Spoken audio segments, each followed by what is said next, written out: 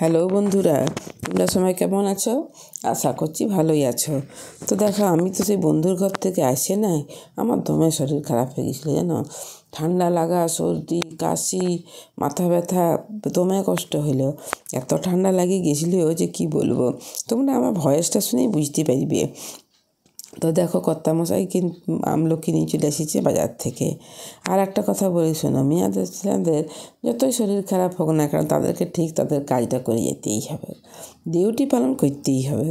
তো দেখো কি আর করা যাবে, এই যে কর্তামশাই নিয়ে এসেছিলেন কতগুলো আমলকি খাওয়া তো খুবই উপকারী, কিন্তু সারা বছর তো এইভাবে কাঁচা রাখা যাবে না, নষ্ট হয়ে যাবে।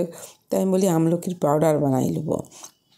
তো কী করবো, আমলকি অনেক রকম রেসিপি করা যায়, তো সেগুলোতে চিনি গুড় এসব লাগবে। আমি ওই জন্য কুড়িয়ে নিই আর ওদের শুকনো করে এটাকে পাউডার বানাই নেবো বলে কুড়িয়ে নিচ্ছি। আর এদিকে মাছবেলাও চলে এসেছে। তো আজকে বেশ ভালো ভালো টাটকা টাটকা মাছগুলো ছিল জানো। আর দেখতে পেয়েছি মাছগুলো কত সুন্দর। তো আমার যতটা প্রয়োজন ততটুকু মাছ নিয়ে নিলাম, দিয়ে তাকে বানাইয়ে আর এদিকে রাঁধতে চলে এলাম। মাছটা ভাবলাম একটু টমেটো, কাঁচা লঙ্কা, ধনিয়া পাতা দিয়ে বেশ ভালো করে গড়গড়িয়া করে ঝাল করব।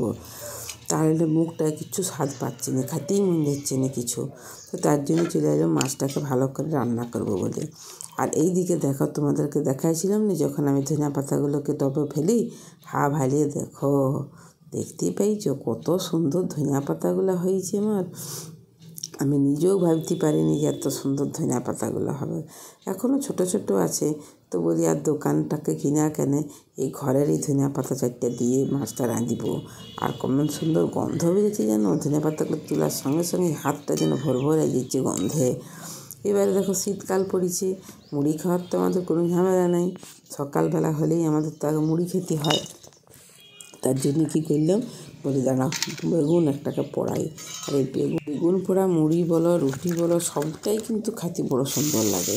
তা আমি এদিকে মোড়ানোর ভিতরে বেগুনটাকে দিয়ে দিলাম, আর ওইদিকে বেগুনটাও পড়তে থাকে আর আমি এদিকে রান্নাটাও করতে থাকি। আর দেখো পালং শাকের তরকারিটা বসাই দিলাম।